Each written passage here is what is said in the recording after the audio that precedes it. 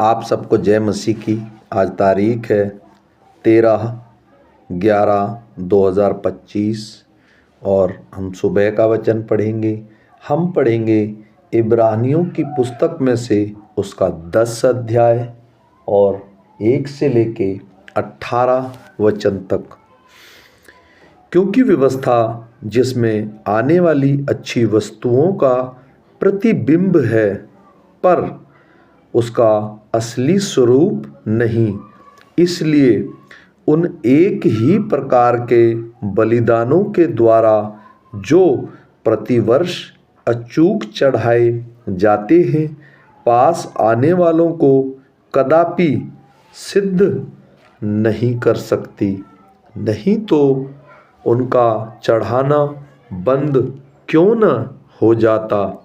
इसलिए जब सेवा करने वाले एक ही बार में शुद्ध हो जाते, तो फिर उनका विवेक उन्हें पापी न ठहराता, परंतु उनके द्वारा प्रतिवर्ष पापों का स्मरण हुआ करता है। क्योंकि यह अनहोना है कि बैलों और बकरों का लहू पापों को दूर करे। इस कारण वह जगत में आते समय कहता है, बलिदान और भेंट तूने न चाही, पर मेरे लिए एक देह तैयार की। होम बलियों और पाप बलियों से तू प्रसन्न नहीं हुआ।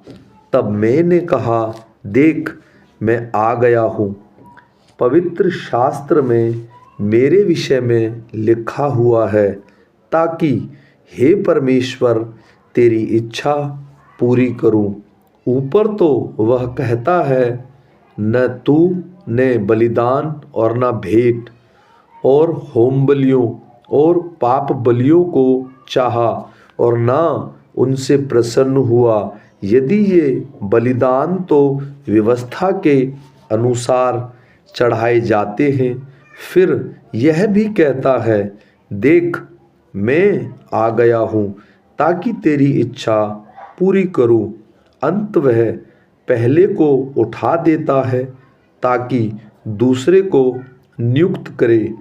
उसी इच्छा से हम यीशु मसीही की देह एक ही बार बलिदान चढ़ाए जाने के द्वारा पवित्र किए गए हैं।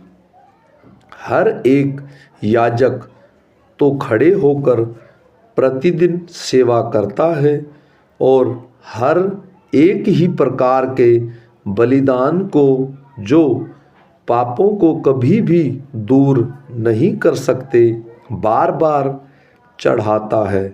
परंतु यह व्यक्ति तो पापों के बदले एक ही बलिदान सर्वदा के लिए चढ़ाकर परमेश्वर के दाहिने जा बैठा और उसी समय से इसकी बाट जोहता रहा कि उसके बैरी उसके पाँवों के नीचे की पीढ़ी बने।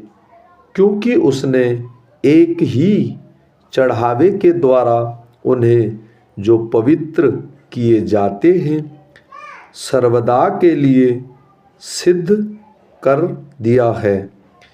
और पवित्र आत्मा भी हमें यही गवाही देता है, क्योंकि उसने पहले कहा था, प्रभु कहता है कि जो वचन मैं उन दिनों के बाद उनसे बांधूंगा, वह यह है कि मैं अपने नियमों को उनके हृदय पर लिखूंगा और मैं उनके विवेक में डालूंगा। फिर वह कहता है, मैं उनके पापों को और उनके अधर्म के कामों को फिर कभी स्मरण न करूँगा। और जब इनकी क्षमा हो गई है, तो फिर पाप का बलिदान नहीं रहा। आमीन।